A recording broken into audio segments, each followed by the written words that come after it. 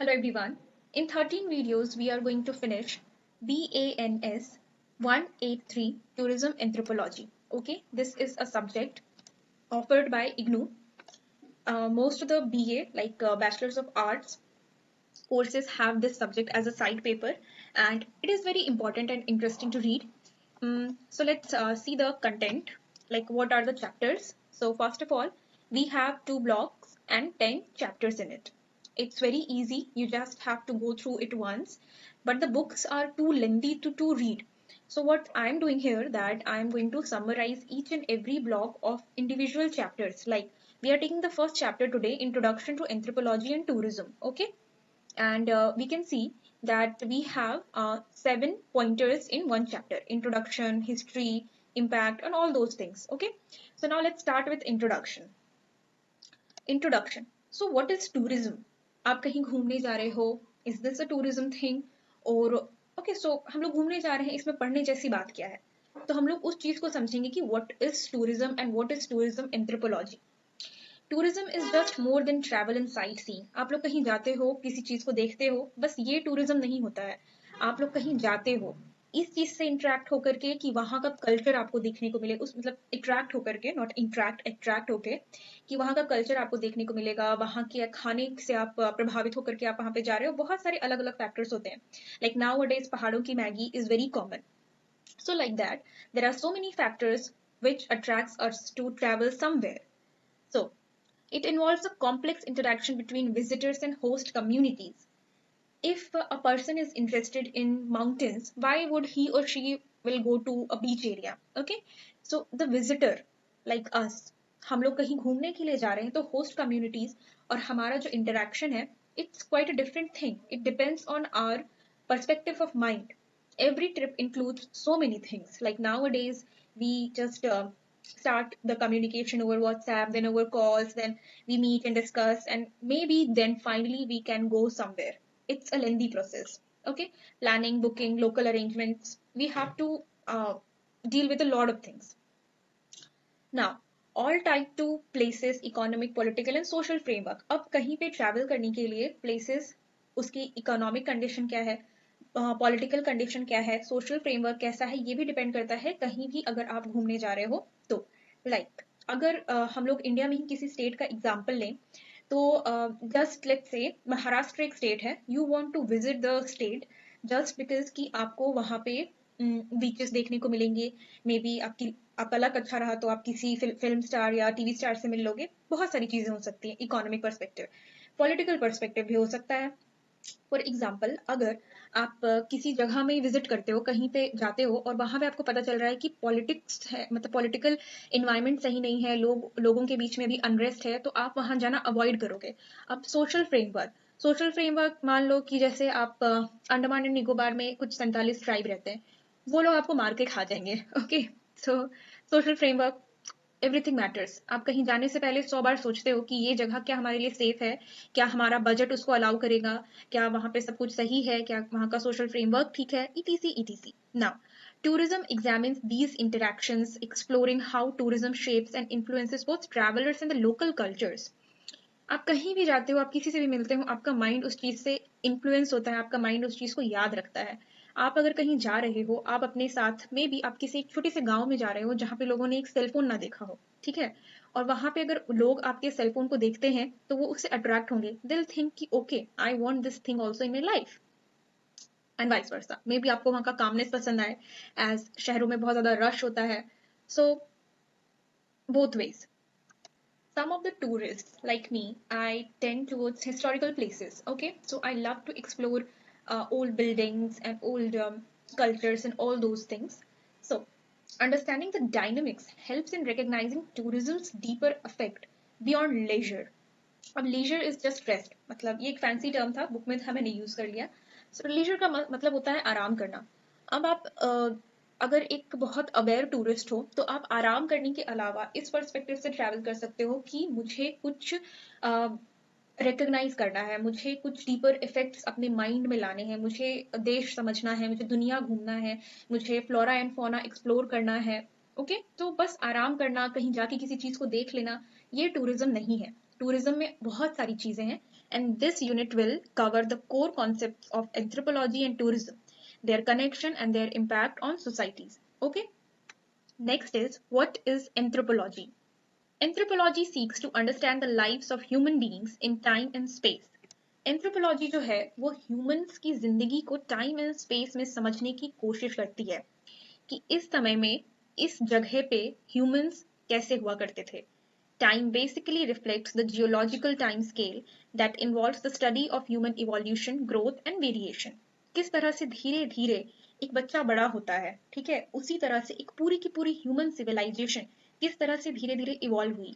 Space deals with the ecological and environmental relationship of human and population that inhabits the various places on earth. We have a great example.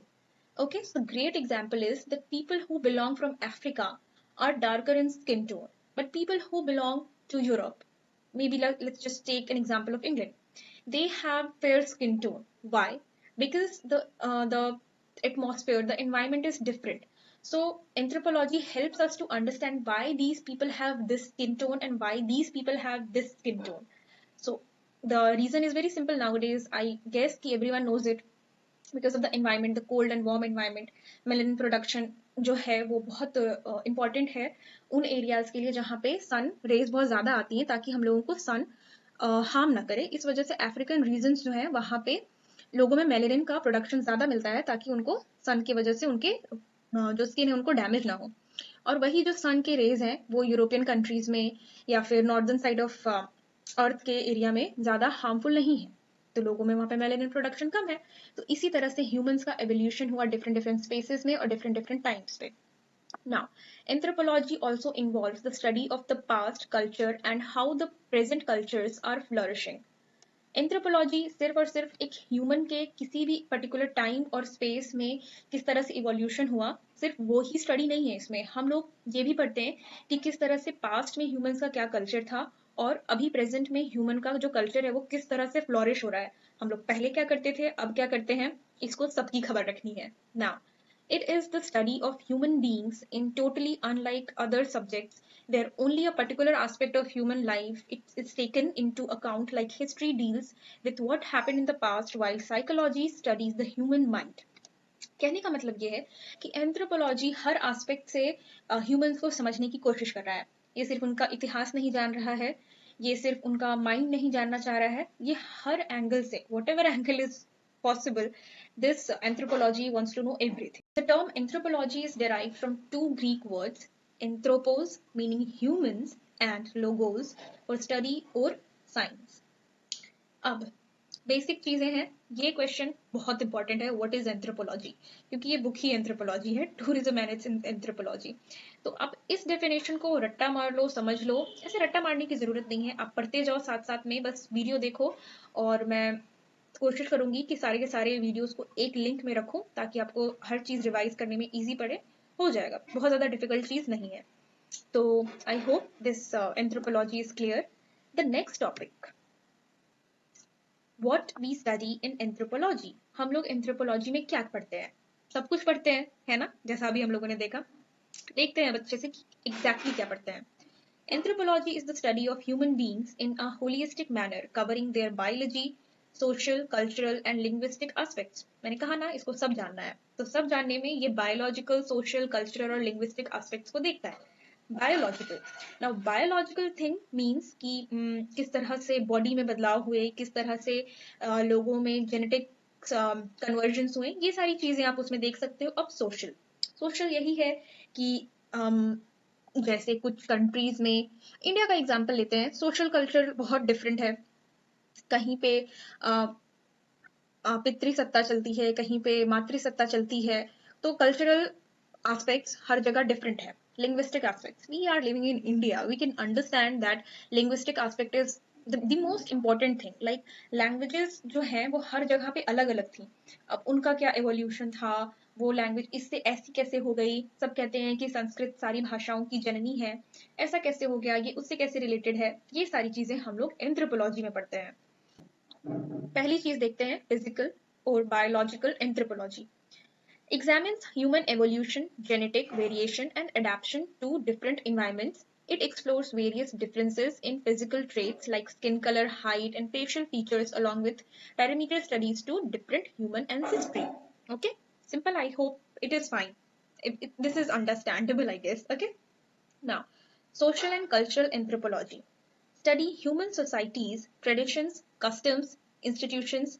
It provides an objective understanding of diverse culture, eliminating biases and highlighting the interconnectedness of human communities. As I have given an example of Sanskrit, that how Sanskrit is related to different languages, कैसे वो सारी भाषाओं की जननी है, किस तरह से जो हिंदी है वो उर्दू से, मतलब जो उर्दू है वो हिंदी से आया है।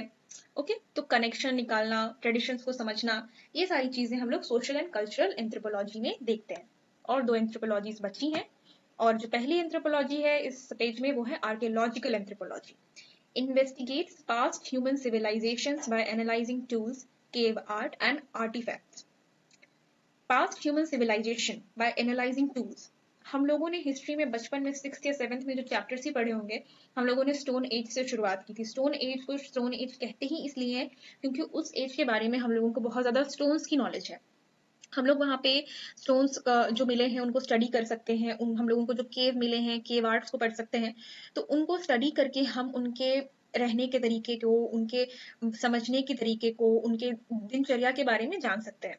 It reconstructs prehistoric life and cultural evolution through dating methods and material evidences. Okay, the fourth one is linguistic anthropology.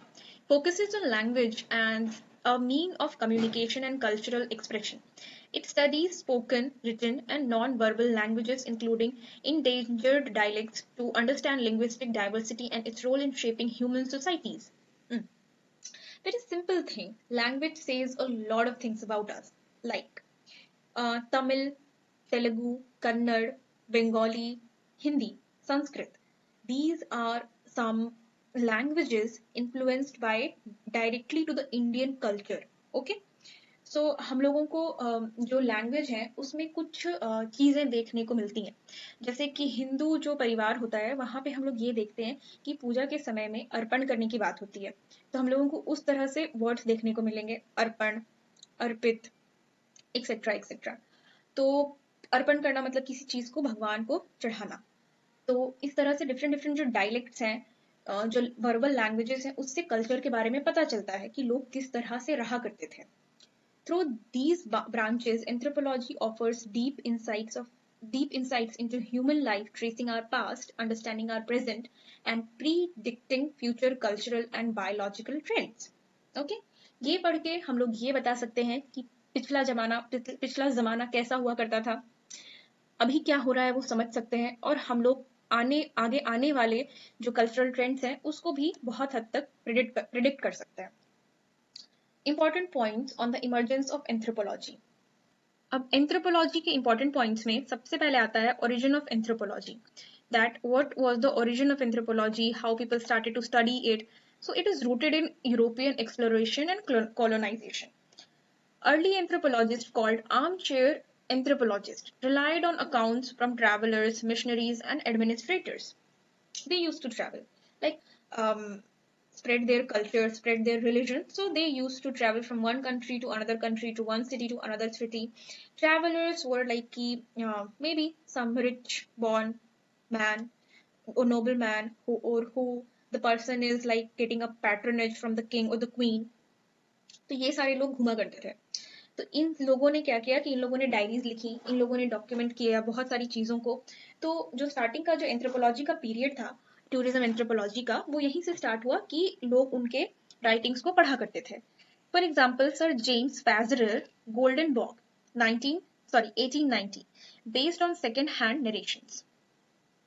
Golden bough एक बुक है, सर जेम्स ने उनको लिखा है, और सेकेंड हैंड नरेशन से के बेसिस पे उन्होंने ये बुक लिखी है। शिफ्ट टू फील्ड वर्क, अब जो एंथ्रोपोलॉजी है वो फील्ड वर्क की तरह शिफ्ट हो रही है। जैसे स्टार्ट हो गया पढ़ के सुन के किसी ट्रैवल के बारे में, एंथ्रोपोलॉजी स्टार्ट हो गई, अब खुद से लोग इसको एक्सप्लोर कर रहे हैं। कैसे? Let's see. Anthropology became a field science emphasising direct data collection. अब लोगों को सुनना नहीं है, अब लोगों को खुद से जाके डेटा कलेक्ट करना है to get it know better. Bronislaw, Malinowski, revolutionized field work through participants' observation among the Trobriand islanders. उसने कैसे फील्ड वर्क को रेवोल्यूशनलाइज किया वो हम लोग देखेंगे यहाँ पे। इसकी जो की टेक्निक्स थी वो थी living with the community for at least a year. अगर आप कहीं पे ट्रैवल कर रहे हो तो 2-3 दिन जाकर के वापस आ जाते हो बस according to this, but according to this man ऐसा है कि आप जाओ 1 साल तक उनके साथ रहो, उनके लोकल लैंग्वेजेस को यूज करो, interviews and case studies gather करो और किसी भी चीज को डेप्थ में जानने की कोशिश करो। Third is understanding human behaviour. किसी भी इंसान का बिहेवियर, उसका बर्ताव जानने की कोशिश करो। Field work helps distinguish between ideal behaviour, what people say they do, actual behaviour, what they truly do. Okay, अगर हम लोग कहीं पे किसी के घर भी जाते हैं फॉर एग्जाम्पल, तो maybe the person likes us और not, whatever it is, he or she will behave good towards it. But अगर हम लोग वहां पे 1 साल रहते हैं, कुछ समय देते हैं, तो हम लोगों को पता चलेगा कि असलियत क्या है। उसी तरह से focus on emic perspectives, insiders view, मतलब कि अंदर की बात जानो, rather than just an objective study. कहीं जाओ उस चीज को भूल जाओ, ये नहीं, एक अच्छे से थॉरोली किसी चीज को अंदर से जानो। Subjectivity and cultural relativity. Anthropology recognizes cultural relatability. Rituals, customs, and traditions may seem irrational to outsiders but hold meaning within their context. अब अगर हम लोग कहीं जाते हैं और हम लोग किसी ट्रेडिशन को देखते हैं, मे बी हम लोगों को वो चीज़ उतनी ज़्यादा इंथुजियास्टिक नहीं लगेगी, उतनी ज़्यादा अपनी नहीं लगेगी। Maybe some people can not feel so much for Christmas, but some people can feel for the Christmas thing, some people can relate to Diwali or Holi or something like that. So it depends on the culture. Emphasizes here and now, understanding cultures within their own environment and time frame. अगर किसी को एक अच्छा traveller बनना है तो अपना जो ये थिंकिंग है कि हाँ नहीं मुझे क्रिसमस नहीं जमता भाई, मुझे दिवाली ला के दो, तो उस चीज को हटा करके तुमको क्रिसमस में भी जो इन्फ्यूज है, जो उसके मजे हैं, जो उसका जो ट्रेडिशनल वैल्यू है, उन सब चीजों को ग्रास्प करना पड़ेगा। Applied anthropology. The fifth term is applied anthropology. Aims to solve real world problems using anthropological knowledge. अब applied anthropology जो है इसके थ्रू हम लोग रियल वर्ल्ड प्रॉब्लम सॉल्व कर सकते हैं। Same Christmas Diwali example. Studies the relationship between environment and culture, examining its role in human growth and development, led to emergence of applied practicing anthropology as a subfield within the 4 main branches. I hope this is a very common thing, it is clear. Next topic is definitions of anthropology. So I leave this page to you people, you go and study this. It is not that much difficult, it's just a normal definition. These are like definitions from different people, so go and study this and I'll move to the next topic of the day. Defining tourism. Okay, so defining tourism is very easy. Tourism has a long history and it is very widespread as written here. Now, there are some key definitions of tourism. See this one. Tourism is equal to leisure time plus discretionary income plus positive local sanctions. कुछ आराम का समय, okay? कुछ discretionary income, मतलब कि जो optional है. Tourism while traveling. Nowadays, people make shorts, reels, long videos, how to travel this place, how to travel that place. We can like generate some income out of it. Maybe it would be something different in the past. Maybe if you are working under any king or a queen, then he or she will patronize you कि यहाँ जाओ भाई, इस जगह के बारे में पता करके आओ, will pay you according to whatever the तुमको चाहिए, ठीक है। अब पॉजिटिव लोकल सैंक्शंस, लोकल लोगों के हिसाब से रहना, तो ये एक टूरिज्म का डेफिनेशन है according to Smith. A tourist is a temporary leisured person visiting a place for change. Now, यहाँ पे बहुत सारे definitions हैं, आप इसको पढ़ सकते हैं। हम लोग थोड़ा जल्दी मूव करेंगे एंड अब हम लोग थर्ड चीज पे आते हैं। ओके, थर्ड चीज यानी कि 4 primary elements of tourism, 4 primary बातें टूरिज्म की जो कि वैन हेर्सल ने 1994 में कही है। Travel demand, why and how people travel. Tourism intermediaries, destination influences, factors shaping the tourist experience, like nowadays पहाड़ों पे जाना है, तो टूरिस्ट का जो एक इन्फ्लुएंस है, एक डेस्टिनेशन का जो इन्फ्लुएंस है, वो भी बहुत मैटर करता है किसी जगह को विजिट करने के लिए। Now, range of impacts, economic, culture and environmental effects, ये हम लोग पहले भी पढ़ चुके हैं। पैसे होंगे, अगर कोई सस्ती जगह है तो लोग उसको ज्यादा विजिट करेंगे, कल्चरली रिच है तो irrespective of the income fact, may be people मतलब लोग सेविंग्स करके जाएंगे. इन्वायरमेंटल फैक्ट, अगर गर्मी है तो ठंडी जगह पे जाएंगे, ठंडी है तो थोड़े गर्म जगह पे जाएंगे, etc. Changing perspectives on tourism. अब पर्सपेक्टिव भी लोगों का ओवर द टाइम बहुत चेंज हुआ है on tourism. So tourism is an experience of place focusing on interactions and emotions rather than just destinations. Very beautiful line. Tourism is a business with tourists and as customers, and the industry as a market of travel related products. This is a very good point. Why this is a very good point? Because there are in India also, we can say that there are so many states or cities जो कि उनका business ही है वहाँ के लोगों का tourist के ऊपर बेस्ड हो गया, जैसे बनारस हो गया, जैसे कश्मीर हो गया. ये सारी जो जगह ही हैं यहाँ पे, इन सब में आपको मिलेगा देखने को कि वहाँ की जो जीवन शैली है वो टूरिस्ट के हिसाब से चलती है. Now post modernism and tourism. Modernisation के पहले जो टूरिज्म था वो हम लोग देखने वाले हैं. Tourism contrast with organized work and evolves travel for leisure. लोग ऑर्गेनाइज वर्क से पीछा छुड़ाने के लिए, आराम के लिए टूरिज्म मतलब ट्रैवल किया करते थे. Tourist gauge. Tourist anticipate pleasure and select destination based on expectations. तो जिस तरह से लोगों की जैसे मैंने आपको बताया कि गर्मी होगी तो ठंडी जगह पे जाएंगे, ठंडी होगी तो गर्मी जगह पे जाएंगे, ईटीसी. इस तरह से लोग अपने जो डेस्टिनेशन था उसको डिसाइड करते थे. Globalization and time space compression. Rapid travel and movement across borders due to globalization. Now, the globalization, because of the globalization, what is happening? That the tourism is flourishing. जो tourism है वो flourish कर रहा है, लोगों के पास sources हैं, लोगों के पास पैसे हैं, साधन हैं, तो वो लोग इधर उधर आराम से जा सकते हैं. Now complexity in defining tourism. Tourism is hard to define due to diverse motivations, exceptions, and cultural responses. Correct. Anthropologists, social scientists study its economic, social, and cultural dimensions. Enough of definition of tourism. I can feel you people are able to understand and write the question. If the question comes with define tourism, I understand you people can do it. और you people can आप लोगों को जो context लिखना है वो आप लोगों को मिल चुका है. ठीक है, चलो नेक्स्ट देखते हैं. नेक्स्ट क्या है? History of tourism anthropology. emergence of field work, then key contribution. Let me take a pen now.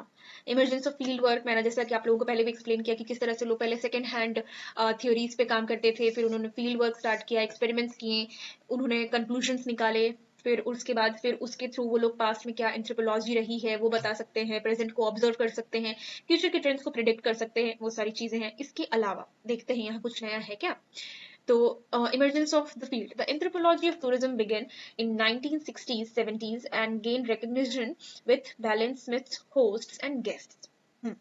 तो वैलेन स्मिथ जो थे उन्होंने एक किताब लिखी होस्ट्स एंड गेस्ट्स के नाम से, कि किस तरह से हम लोग किसी जगह पे जाते हैं गेस्ट बन के और वहां के लोकल हम लोगों को होस्ट करते हैं. नाउ की contributors, like these are some key contributors, you can read their names. Now, anthropological focuses. Anthropologists argue that tourism studies should focus on people rather than business.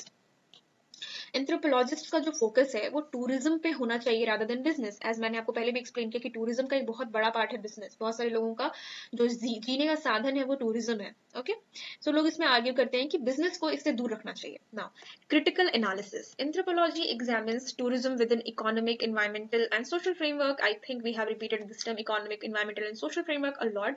This is not needed. The problem with the IGNOU books are ना कि things are very repeated. So we can, अगर आपको कुछ याद है किसी chapter का, उस चैप्टर का कुछ और याद नहीं भी है, कुछ ना कुछ लिख दो, कुछ ना कुछ मार्क्स तो जरूर आ जाएंगे. छोड़ के मत आना कोई भी question. Let's enough of this topic. Let's move to the next topic now. Anthropological perspectives on tourism. Anthropological interest in tourism began in the 1970s, recognizing tourism again and again the same thing. It's easy. I think मैंने इस chapter के बारे में enough आप लोगों को बता दिया है, एक्सप्लेन कर दिया है. इसके अलावा मैं आप लोगों को जो ये पीडीएफ है वो लिंक में प्रोवाइड कर ही दूंगी, तो आप चाहो तो पीडीएफ से एक बार इसको खुद से रीड करके देख सकते हो. आई डोंट थिंक सो कि इसमें डील करने जैसा कुछ अब बचा है. Now impact of tourism. Let's see what it is. A great deal of research has been directed on the fuller understanding of the impacts of tourism. It has been recorded that although the impacts of tourism are both positive and negative, they may be evaluated differently by different people, and there may be considerable disagreement as to what is actually desirable and undesirable. obviously, as I have given an example of some people like mountains, some people like beaches. I'm a beach person, I'm a mountain person, they have their personal conflict. Now, in economic consequences of tourism, I have already discussed this. Now, however, tourism also bring challenges, agricultural decline, land use changes. हाँ चलो ये कुछ अच्छा मिला कि tourism की वजह से बुराइयां क्या क्या हो रही हैं. Shift from farming and tourism reduces substantial activities and increase dependence on external economies. अब जैसे कि हम लोग अगर एक एग्जांपल लेते हैं पहाड़ों का, तो उत्तराखंड का एरिया हो गया या आपका कश्मीर है या फिर कुछ नॉर्थ ईस्ट के जगहों को ले लेते हैं, तो यहाँ पे मान लीजिए कि अगर टूरिज्म बढ़ रहा है तो लोग अपने खेतों को ऐसे यूटिलाइज करना चाहेंगे कि लोग आए तो उनको रहने की सुविधा हो, उनके लिए खाने की व्यवस्था हो, तो वो लोग खेती की जमीनों को डेफिनेटली घर बनाएंगे, उनपे शॉप्स बनाएंगे ताकि उनको भी प्रॉफिट हो. तो ये एक मिस यूज है. Then land use changes. ठीक है, एक second, let me get a pen. Now, rising land prices and fragmentations make property ownership difficult for locals. अब the fact is, जैसे कि let's say Jharkhand is a state जो कि famous हो जाता है, अब ये बहुत ज्यादा फेमस हो जाता है, उन्हीं की वजह से ऑलरेडी बहुत फेमस है, पर ये बहुत ज्यादा फेमस हो जाता है. लेकिन अब लोग यहाँ पे चाहते हैं कि वो लोग इसकी नेचुरल ब्यूटी, लोग मतलब like outsider people are mostly not aware about the natural beauty of Jharkhand. So maybe अगर ये बहुत फेमस हो जाता है तो लोग चाहेंगे कि वहाँ पे बहुत ज्यादा से ज्यादा लैंड खरीदे, जिस वजह से जो लैंड के प्राइस हैं वो बढ़ते जाएंगे बढ़ते जाएंगे. और वहाँ के जो लोकल्स हैं जो चाह रहे थे कि अच्छा ये तो मैं यहाँ पे बरसों से रह रहा हूँ, अभी मेरे पास पैसे नहीं है, but over the time I will collect money and buy a plot और समथिंग लाइक दैट, तो उनके लिए वो डिफिकल्ट हो जाएगा क्योंकि दूसरे दूसरे बिजनेसमैन जो है वो वहाँ पे इन्वेस्ट करने लग जाएंगे. Economic vulnerabilities. High inflation, land speculation, and seasonal instability can create long-term economic risks. हमेशा टूरिस्ट हर जगह नहीं आते हैं, अप्स एंड डाउन्स चलता रहता है. हम लोगों ने कोविड के टाइम पे देखा ही है कि जब आना जाना बिल्कुल बंद हो जाए तो किस तरह से सब कुछ शट हो जाता है. Social consequences. Tourist studies focus on tourist motivations, exceptions, and purchasing behaviors. I think I have already discussed this. Now let's move to the next part because we have to see the question answers also. Now language is also see. Yeah. Tourism jobs. Tourism की वजह से जो jobs हैं, guides हैं, interpreters हैं, transporters हैं, इन लोगों का बिजनेस अच्छा चलता है. की फाइंडिंग्स थोड़ा देखते हैं. Tourism can displace indigenous languages, especially in commercial areas. Tourists staying in hotels impact host language more than those in homestays. These are some like pros and cons वाली बात है. आप चाहना तो इनको पढ़ना. मैंने आपको over the video जो ऊपर ऊपर से जो क्रक्स है कि आप अगर इस चैप्टर में कोई भी क्वेश्चन आता है तो किस तरह से मिला जुला के आंसर दे सकते हो वो मैंने आपको बता दिया है. ठीक है, तो I don't want to summarize it because it will be very lengthy. And now we'll move with question and answer. The first question is define anthropology. This is very easy. I have also provided the answer. You can see this is 1, 2 and 3.